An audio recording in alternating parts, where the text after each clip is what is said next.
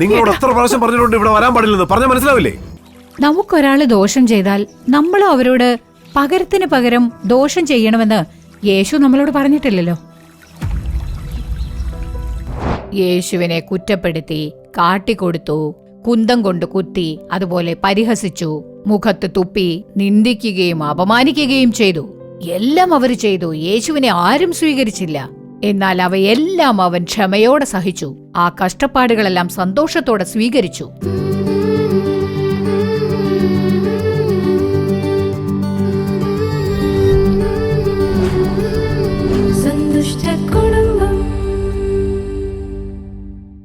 പ്രിയപ്പെട്ട നല്ല വീട് പ്രേക്ഷകർക്ക് യേശുക്രിസ്തുവിന്റെ മധുരമുള്ള നാമത്തിൽ നിങ്ങൾക്ക് ഞങ്ങളുടെ സ്നേഹാശംസകൾ. ഇന്നേ ദിവസം ഈ നല്ല വീട് എന്ന പരിപാടിയിലൂടെ നിങ്ങളെ കാണുന്നതിൽ ഞങ്ങൾക്ക് വളരെ സന്തോഷമുണ്ട്. അവൻ ചെയ്തിട്ടുള്ള എണ്ണിയാലൊടുങ്ങാത്ത നന്മകൾക്കായി അവൻ എന്താണ് തിരിച്ചു കൊടുക്കുക? രക്ഷയുടെ പാത്രം കയ്യിലെടുത്ത് തുള്ളിച്ചാടുന്നതിനേക്കാൾ മറ്റൊന്നും ചെയ്യാനില്ല. ഇന്നും നാളെയും അവനോട് പ്രാർത്ഥിച്ചുകൊണ്ട് തന്നെ പുതുവത്സരത്തിലേക്ക് പ്രവേശിക്കുക. അടുത്തതായി ജ്യോതി ചേച്ചി നാടകം നമുക്ക് കാണാം.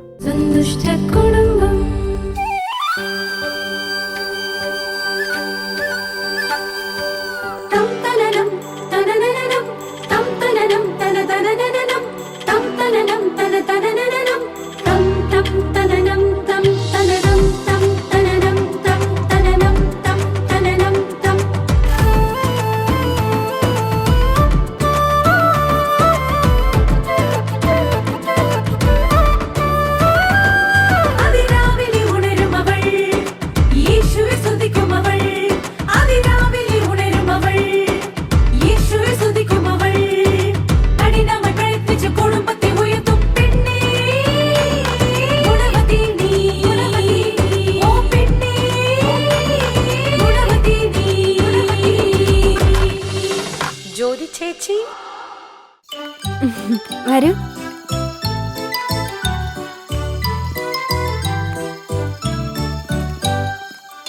ലക്ഷ്മി, സുഖായിരിക്കുന്നോ? ചേച്ചി. മെറി ക്രിസ്മസ് മോളൂ. ക്രിസ്മസ് ഗിഫ്റ്റ് ആണ്, മോൾക്കുള്ളതുണ്ട്. ഒരുപാട് സന്തോഷമുണ്ട്. ക്രിസ്മസ് അപ്പൂപ്പിനെ കണ്ടോ? കൈ കൊടുത്തേ. മോള് മിടുക്കിയ. ഈ അപ്പൂപ്പിനെ കണ്ടോ? ഹായ്.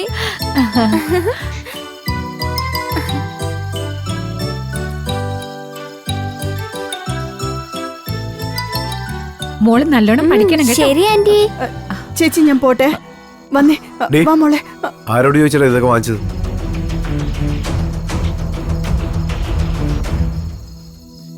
എന്താണ് ഇതൊക്കെ? ഞാൻ പറയുന്നൊന്ന് കേക്ക്.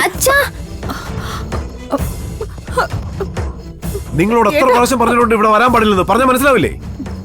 എപ്പോ നോക്കിയാലും ഇവിടെ കേറി ഇറങ്ങുകയാണല്ലോ. പറയുന്നൊന്ന് കേക്ക്. പോ.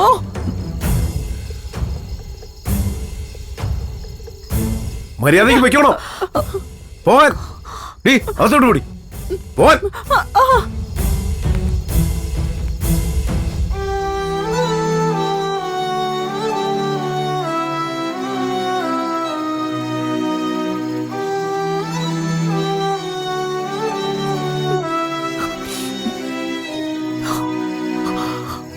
അമ്മേ,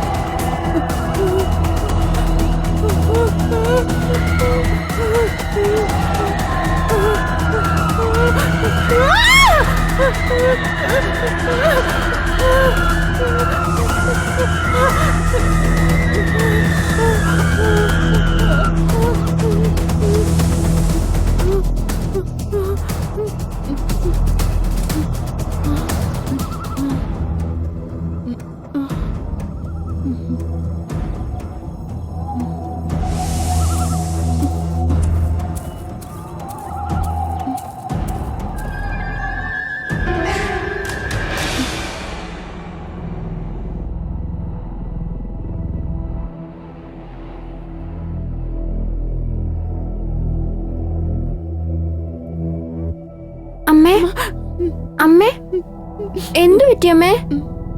സംസാരിക്കമ്മേ. എന്താ അമ്മേ പേടിച്ചിരിക്കുന്നേ? അമ്മേ എനിക്ക് വിശക്കുന്നമ്മേ. വാ അമ്മേ, എഴുന്നേക്കമ്മേ.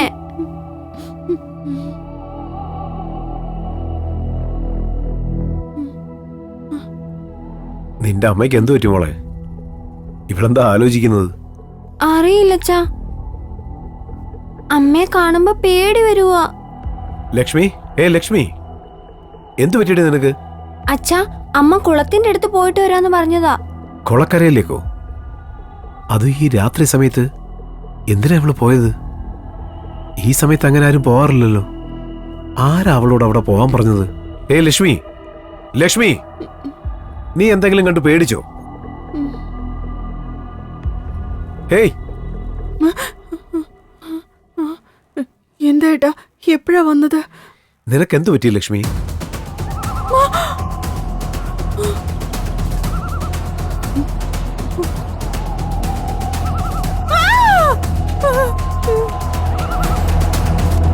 കൊളക്കടവിലൂടെ ഞാൻ നടന്നു പോയപ്പോ ഏതോ ഒരു രൂപം എന്റെ അടുത്തൂടെ പോയി. ഞാൻ പേടിച്ചു. ശരി ശരി, നോക്ക, വെറുതെ പേടിക്കണ്ട. നിനക്കൊന്നുമില്ല. എഴുന്നേറ്റ് വാ, കഴിക്കാൻ എന്തെങ്കിലും ഉണ്ടാക്ക്. നാളെ നമ്മള് പൂജാരിയെ പോയി കാണാം, മനസ്സിലായോ? ഞാൻ അപ്പോഴേ പറഞ്ഞല്ലേ അമ്മ അവിടേക്ക് പോവണ്ടാന്ന്. അമ്മയല്ലേ ക്രിസ്മസിന് അങ്ങോട്ട് പോവാന്ന് പറഞ്ഞത്. കണ്ടില്ലേ, അപമാനപ്പെട്ട് വരേണ്ടി വന്നു. ഏതാ മോളെ അപമാനം? ഇത് നീ അപമാനമെന്ന് കരുതിയാ അപ്പൊ നമുക്ക് മുമ്പുണ്ടായിരുന്ന ശുശ്രൂഷകരും മിഷണറികളും ഒക്കെ സഹിച്ചത് എന്താണെന്നാ പറയാ? നമുക്ക് വേണ്ടി യേശുദേവൻ കുരിശിൽ സഹിച്ചതിനെയൊക്കെ നീ എന്താണെന്നാ പറയുക? അതൊക്കെ നോക്കുമ്പോ ഇതൊന്നും ഒന്നുമല്ല മോളെ. നമ്മളവർക്ക് ദോഷമൊന്നും ചെയ്തില്ലല്ലോ, നല്ലതല്ലേ ചെയ്തിട്ടുള്ളൂ. അതവർക്ക് മനസ്സിലാവണ്ടേ? അവര് മനസ്സിലാക്കിയില്ല എന്നും പറഞ്ഞ് നമ്മൾ നല്ലത് ചെയ്യുന്നത് നിർത്താൻ പറ്റുമോ മോളെ? മുടങ്ങാതെ അവർക്ക് വേണ്ടി പ്രാർത്ഥിക്കാം. അവരുടെ കുടുംബവും അനുഗ്രഹിക്കപ്പെടണ്ടേ മോളെ? ശരിയമ്മേ. നീ വേറെ ഏതെങ്കിലും ജോലി ട്രൈ ചെയ്തായിരുന്നോ? എനിക്ക് അത് തന്നെ എപ്പോഴും മറക്കാൻ പറ്റിയിട്ടില്ല. ഇനി ഞാൻ വേറെ എന്ത് ജോലിക്ക് ട്രൈ ചെയ്യാനാ? ഇങ്ങനെ തളരാതെടാ, എല്ലാ കാര്യങ്ങളും നന്നായി തന്നെ നടക്കും. എടാ, നീ എന്തിനാ ഈ വഴി വന്നത്? ഈ വഴി പോകരുത്. അതെന്താ? നിനക്ക് ഈ കാര്യം അറിയില്ലേ? ഈ വഴി കൂടി ഒരാളും പോകില്ല. ഇവിടെ എന്തൊക്കെയോ സംഭവിക്കുന്നുണ്ട്. നീ ഇതെല്ലാം വിശ്വസിച്ചിരിക്കുകയാണോ? നാട്ടുകാർ പറയുന്നൊന്നും വിശ്വസിക്കരുത്. ഇടാ, അങ്ങനെയല്ല. 2 ദിവസം മുമ്പ് പോലും ഒരാൾ ഈ വഴി കൂടി നടന്നു പോയിരുന്നു. അയാളെ എന്തോന്ന് ആക്രമിച്ചെന്ന് പറഞ്ഞേ. അത് നീ കണ്ടായിരുന്നോ? ഇല്ലല്ലോ. അപ്പൊ നമുക്ക് പോവാം. ശരി, നമുക്ക് പോകാം. പക്ഷേ ഈ വഴി വേണ്ട. നീ ഇങ്ങനെ പേടിത്തൊണ്ടനാലോ.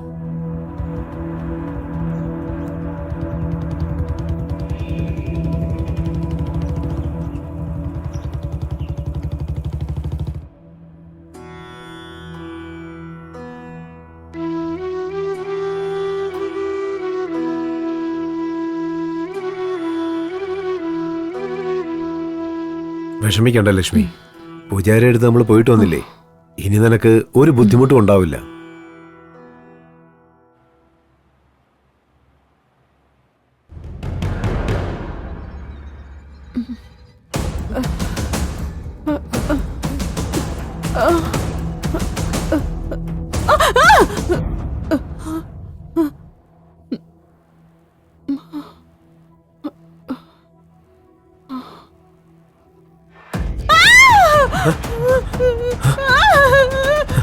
എന്താ എന്തു പറ്റി?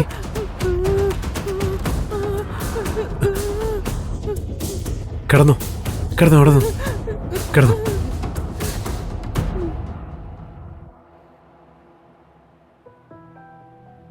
എന്റെ ജീവിതത്തിൽ മാത്രം എന്താ ഇങ്ങനെ സംഭവിക്കുന്നത് അറിയില്ലല്ലോ.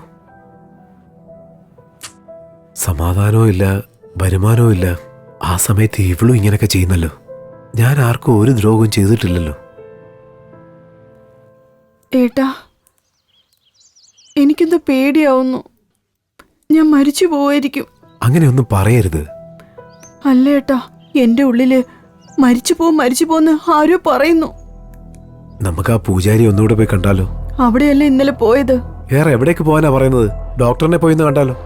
എനിക്ക് ശരീരത്തിൽ ഒരു പ്രശ്നവും ഇല്ല ഡോക്ടറെ കാണിക്കാനായിട്ട്. അപ്പൊ നീ എവിടേക്ക് പോകണമെന്നാ പറയുന്നത്? വീട്ടിൽ അമ്മയുണ്ടോ മോളെ? എന്തിനാ? അമ്മയൊന്ന് കാണണമായിരുന്നു. അമ്മയൊന്നും ഇവിടെ ഇല്ല. ഉണ്ടെങ്കിലും നിങ്ങക്ക് കാണാൻ പറ്റില്ല. എന്റെ ഭാര്യയ്ക്ക് നല്ല സുഖമില്ല, അതുകൊണ്ട് അമ്മയൊന്ന് കാണണമായിരുന്നു. അമ്മയൊന്നും കാണാൻ പറ്റില്ല. നിങ്ങൾ ഇവിടെ നിന്ന് പോവാദ്യം.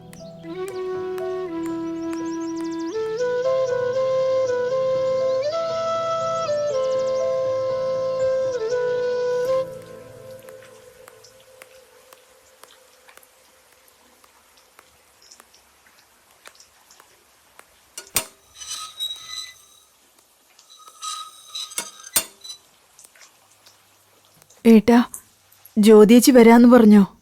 ഇല്ല ലക്ഷ്മി. എന്തു പറ്റി? എന്താ പറഞ്ഞത്? അമ്മയൊന്ന് കാണണമായിരുന്നു.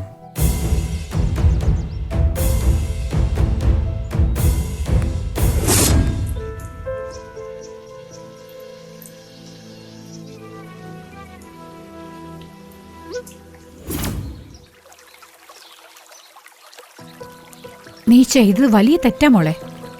അതിന് ഞാനെന്താ ചെയ്തത്? നീ എന്താ മോളെ ചെയ്തേ? ആ ലക്ഷ്മിയുടെ ഹസ്ബൻഡ് എന്നെ തേടി വീട്ടിലേക്ക് വന്നില്ലേ? അതെ. നീ എന്താ പറഞ്ഞേ? ഞാൻ ഇല്ലെന്ന് പുള്ളിയോട് നോണ പറഞ്ഞയച്ചില്ലേ? തേടി വന്നയാളിനെ വീട്ടിനകത്തേക്ക് പോലും നീ അനുവദിച്ചില്ല. നമ്മളോടും അങ്ങനെയല്ലേ അവർ ചെയ്തത്? ആ വീട്ടിൽ നിന്ന് അവമാനിച്ചു വിടുകയല്ലേ ചെയ്തത്? അവര് ചെയ്തത് തന്നെ നമ്മളും തിരിച്ചങ്ങോട്ട് ചെയ്താ ക്രിസ്തീയ സ്നേഹം എന്താകും മോളെ? മെഴ്സി, നീ വലിയ തെറ്റാ ചെയ്തേ. പകരത്തിന് പകരം ചെയ്യരുതെന്ന് ഞാൻ നിന്നെ പഠിപ്പിച്ചിട്ടില്ലേ?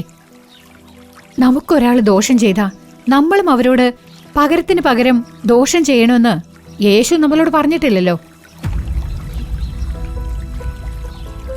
അപമാനത്തിന് ഉത്തരം അപമാനമല്ല മോളെ, സ്നേഹമാണ്. സ്നേഹമാണ് നമ്മൾ കാണിക്കേണ്ടത്.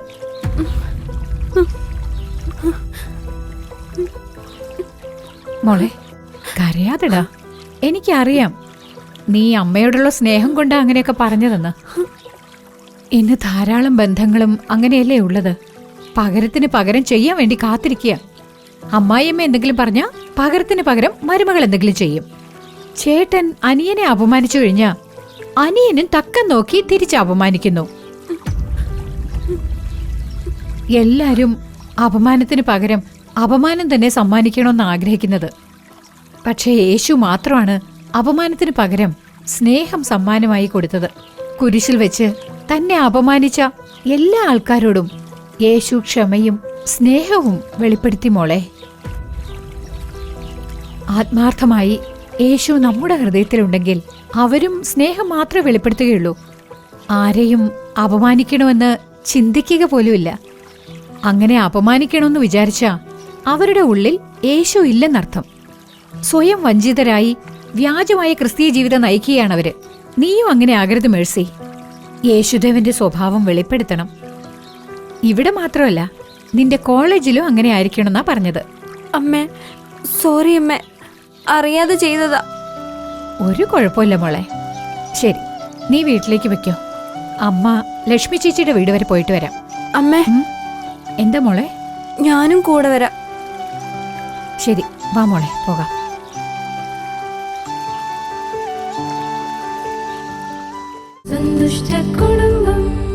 ജ്യോതി ചേച്ചി നാടകം കണ്ടില്ലേ? നിങ്ങൾക്ക് പ്രയോജനപ്രദമായിരുന്നോ?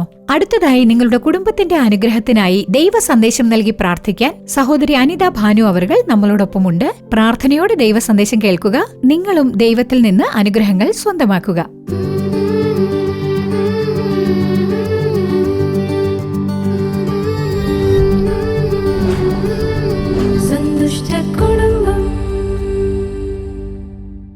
ക്രിസ്തുവിൽ പ്രിയമുള്ളവരെ, കർത്താവായ യേശു ക്രിസ്തുവിന്റെ നാമത്തിൽ ഈ നല്ല വീട് എന്ന പരിപാടിയിലേക്ക് നിങ്ങളെ സ്വാഗതം ചെയ്യുന്നതിൽ വളരെ സന്തോഷമുണ്ട്. ഈ വർഷത്തിന്റെ അവസാന നാളുകളിലേക്ക് നമ്മൾ എത്തിയിരിക്കുകയാണ്. പുതിയ ഒരു വർഷത്തിലേക്ക് നാം പ്രവേശിക്കാൻ പോകുന്നു. യേശു വിടുവിക്കുന്നു ശുശ്രൂഷയുടെ പേരിൽ ഞങ്ങളുടെ പുതുവത്സരാശംസകൾ നിങ്ങളെ അറിയിക്കുന്നതിൽ വളരെ സന്തോഷമുണ്ട്.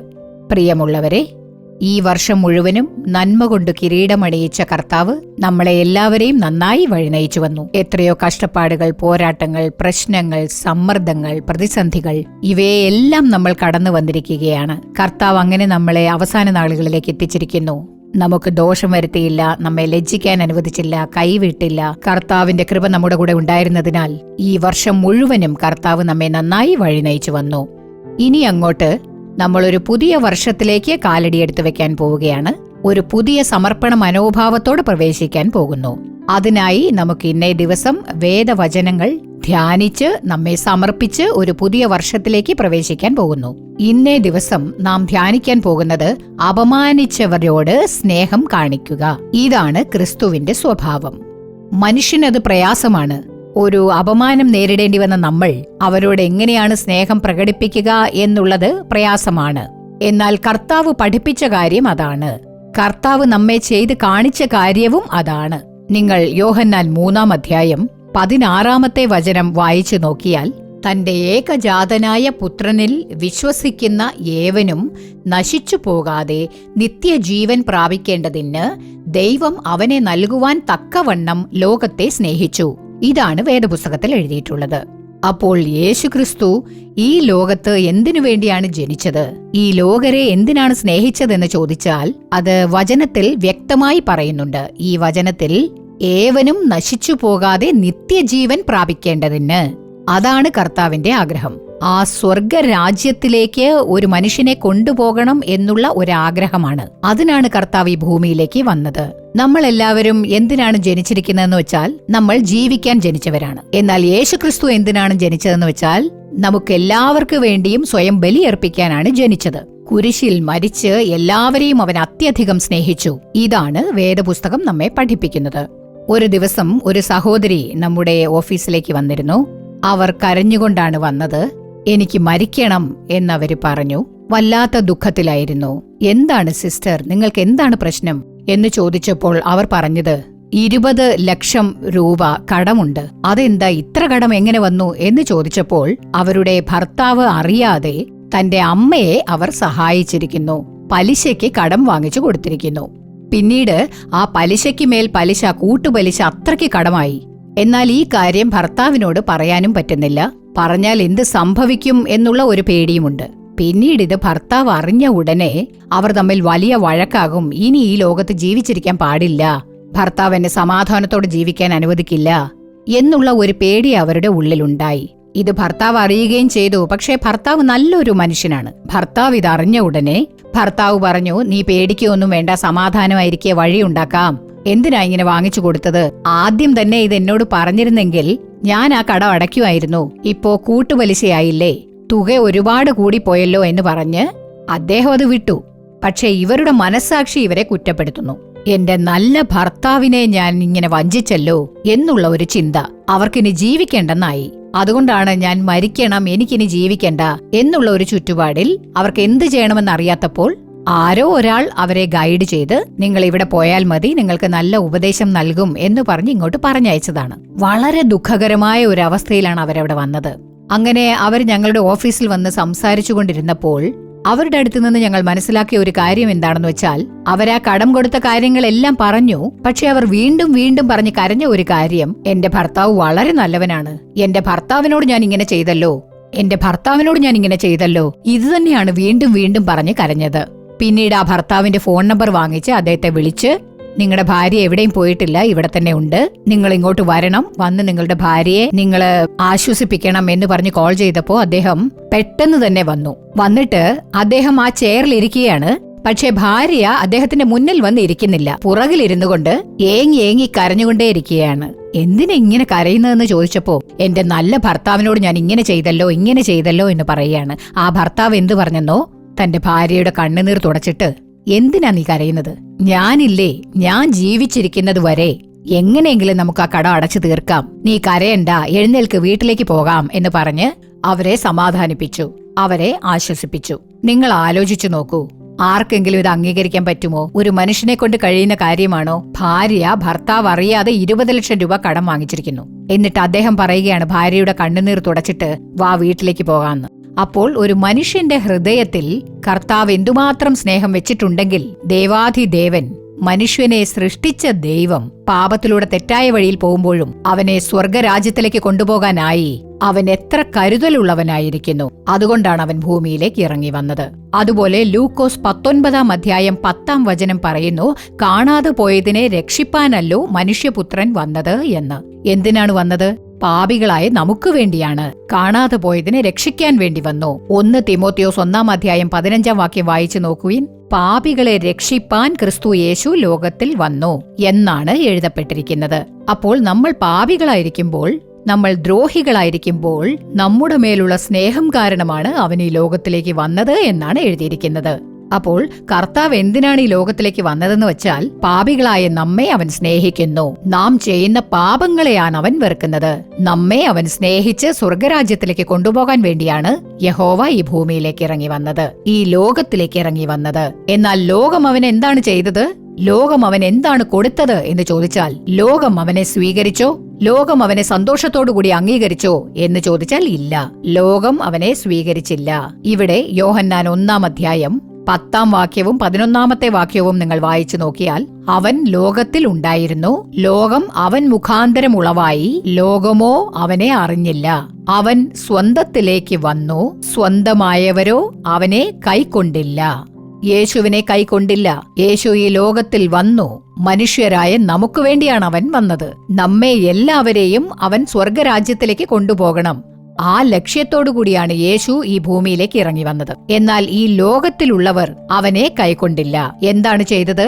യേശുവിനെ കുറ്റപ്പെടുത്തി, കാട്ടിക്കൊടുത്തു, കുന്തം കൊണ്ട് കുത്തി, അവനെ പരിഹസിച്ചു, മുഖത്ത് തുപ്പി, നിന്ദിക്കുകയും അപമാനിക്കുകയും ചെയ്തു. അവരെന്തൊക്കെയോ ചെയ്തു. യേശുവിനെ ആരും കൈക്കൊണ്ടില്ല. എന്നാൽ അതെല്ലാം അവൻ ക്ഷമയോടെ സഹിച്ചു. ആ വേദനകളെ സന്തോഷത്തോടുകൂടി സ്വീകരിച്ചു. ക്രൂശിൽ മരിക്കുന്നതുവരെ അവൻ കുരിശിൽ സ്വയം താഴ്ത്തി എല്ലാം അനുഭവിച്ചു. എല്ലാ കഷ്ടപ്പാടുകളും അവൻ സഹിച്ചു. അതേപോലെ തന്നെ ഇവിടെ കർത്താവ് തന്നെ ഇവിടെ ചോദിക്കുകയാണ്. യോഹന്നാൻ 8-ാം അധ്യായം 46-ാമത്തെ വാക്യം നാം വായിച്ചു നോക്കിയാൽ, നിങ്ങളിൽ ആർ എന്നെ പാപത്തെക്കുറിച്ച് ബോധ്യം വരുത്തുന്നു എന്ന് കർത്താവ് ചോദിക്കുന്നു. അത്രയ്ക്കും പരിശുദ്ധവാനായ ദൈവമാണ് അവൻ. എന്റെ അടുക്കൽ പാപമുണ്ടെന്ന് നിങ്ങൾക്ക് ആർക്കെങ്കിലും പറയാൻ സാധിക്കുമോ എന്ന് ഒരു വെല്ലുവിളിയോടുകൂടി ചോദിക്കുന്ന ഒരു നല്ല പിതാവാണവൻ. അത്രയും പരിശുദ്ധവാനായ യേശുവിനെ ഈ ലോകം അംഗീകരിച്ചില്ല, അപമാനിച്ചു, കുറ്റപ്പെടുത്തി, അവനെ ക്രൂശിൽ തറച്ചു. അതാണ് ഈ ലോകം കർത്താവിന് ചെയ്തത്. എന്നാൽ നമ്മോട് അവനുള്ള സ്നേഹം കാരണം അവൻ ഈ ലോകത്തിലേക്ക് ഇറങ്ങി വന്ന് ഇന്നും നമ്മളെ നോക്കി അവന്റെ ആ സ്നേഹമുള്ള കരങ്ങൾ നീട്ടി വഴി നയിക്കുന്നു. അധ്വാനിക്കുന്നവരും ഭാരം ചുമക്കുന്നവരുമായുള്ളവരെ എന്റെ അടുക്കൽ വരുവിൻ എന്ന് 2 കരങ്ങളും നീട്ടി നമ്മെ വിളിക്കുകയാണ്. ഇന്ന് ആ സ്നേഹം നിങ്ങളെ തേടി വന്നിരിക്കുകയാണ്. നിങ്ങളെ അവൻ വിളിക്കുകയാണ് അവന്റെ അടുക്കലേക്ക് വരുവാനായി. ഈ വർഷത്തിന്റെ അവസാന ദിവസങ്ങളിലെങ്കിലും നിങ്ങൾ ആലോചിച്ചു നോക്കുക. കർത്താവിന്റെ സ്നേഹം നിങ്ങൾ അനുഭവിച്ചറിഞ്ഞിട്ടുണ്ടോ? കർത്താവിന് നിങ്ങളുടെ ജീവിതത്തിൽ ഇടം കൊടുത്തിട്ടുണ്ടോ? കർത്താവിന്റെ സ്നേഹം നിങ്ങളുടെ ഹൃദയത്തിൽ നിറച്ചിട്ടുണ്ടോ? കർത്താവിനെ അറിയാവുന്ന നിങ്ങൾ പോലും കർത്താവിന്റെ സ്നേഹം കൊണ്ട് നിറയ്ക്കപ്പെട്ടിട്ടുണ്ടോ? ചിന്തിച്ചു നോക്കുവിൻ. പുതിയ ഒരു വർഷത്തിലേക്ക് നമ്മൾ കടക്കാൻ പോകുന്നു. നമ്മൾ എങ്ങനെയിരിക്കുന്നു? ഈ അവസാന നാളുകളിലെ സമർപ്പണം എങ്ങനെയുള്ളതാണ്? ഇന്നെങ്കിലും സഹോദരി, സഹോദര, ഇന്നെങ്കിലും നിങ്ങളെ കർത്താവിന്റെ പാദങ്ങളിൽ സ്വയം സമർപ്പിച്ച് കർത്താവിന്റെ സ്നേഹം നിങ്ങളുടെ ഉള്ളിൽ നിറയ്ക്കുന്നതിനായി സമർപ്പണ മനോഭാവത്തോടുകൂടി പ്രാർത്ഥിക്കാമോ? നിങ്ങൾ ഓരോരുത്തരും പ്രാർത്ഥിക്കുമ്പോൾ യേശുവിനെ എന്നാണ് നിങ്ങൾ ഹൃദയത്തിലേക്ക് ക്ഷണിക്കുക എന്ന് പറഞ്ഞവൻ ആകാംക്ഷയോടെ കാത്തിരിക്കുകയാണ്. സ്നേഹത്തോടെ നിങ്ങൾ വിളിക്കുമ്പോൾ ഒരു ഞൊടിയിൽ, ഒരു ക്ഷണം കൊണ്ട് അവൻ നിങ്ങളുടെ ഹൃദയത്തിലേക്ക് വരാൻ ആഗ്രഹിക്കുന്നു. ആ സ്നേഹത്തോടുകൂടിയാണ് ഇന്ന് യേശു നിങ്ങളെ വിളിക്കുന്നത്. കർത്താവിനായി സമർപ്പിച്ച് നിങ്ങൾ പ്രാർത്ഥിക്കാമോ? നമുക്കൊരുമിച്ച് പ്രാർത്ഥിക്കാം. കർത്താവേ, ഈ മനോഹരമായ സമയത്തിനായി ഞങ്ങൾ അങ്ങയെ സ്തുതിക്കുന്നു യേശുവേ. അങ്ങയുടെ മക്കൾക്കായി ഞങ്ങൾ അങ്ങയുടെ മുഖത്തേക്ക് നോക്കുകയാണ് യേശുവേ. ഈ വർഷത്തിന്റെ അവസാന നാളുകളിലേക്ക് ഞങ്ങൾ എത്തിയിരിക്കുകയാണ് യേശുവേ. പുതിയൊരു വർഷത്തിലേക്ക് ഞങ്ങൾ പ്രവേശിക്കാൻ പോവുകയാണ് കർത്താവേ. ഈ വർഷത്തിൽ ഞങ്ങൾ ചെയ്ത കുറ്റങ്ങളും കുറവുകളും എല്ലാം അങ്ങ് കണ്ടിട്ടുണ്ടാവുമല്ലോ കർത്താവേ. ഞങ്ങൾക്കതിൽ നിലച്ചു നിൽക്കാൻ പറ്റുന്നില്ല.